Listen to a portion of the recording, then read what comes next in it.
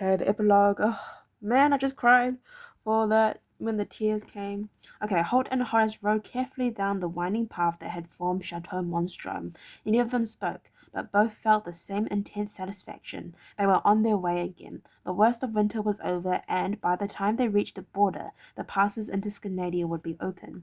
Horace glanced back once at the right, at the grim building where they had been trapped for so many weeks.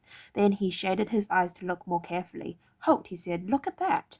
Holt eased elbowed to a stop and swiveled around. There was a thin banner of grey smoke rising from the castle keep, and as they watched it thickened and turned black.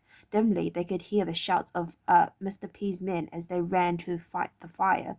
Looks to me, said Holt judiciously, as if some careless person left a torch burning in a pile of oily rags in the basement storeroom.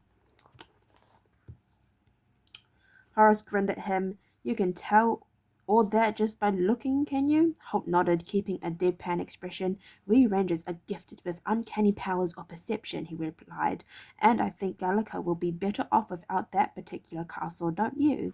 Only the warlord had actually lived in the keep. The soldiers and domestic staff lived in the other parts of the building, and they would have plenty of time to stop the fire spreading that far. But the keep, the central tower that had been Mr. D's headquarters, was doomed, and that was as it should be. Monstrum had been the site of too much cruelty and horror over the years, and Holt had no intention of leaving it unscathed, so that Mr. P could continue the ways of his old master. Of course, the stone walls won't burn, said Horace, with a tinge of disappointment.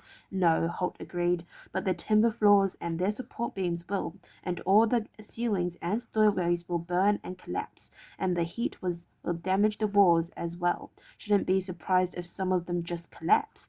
Good, said Horace, and there was a world of satisfaction in the single word. Together they turned their backs on the memory of Mr. D. They urged their horses forward, and the little cavalier dance moved off, Tug following close behind the two riders. Let's go and find Will, said Holt.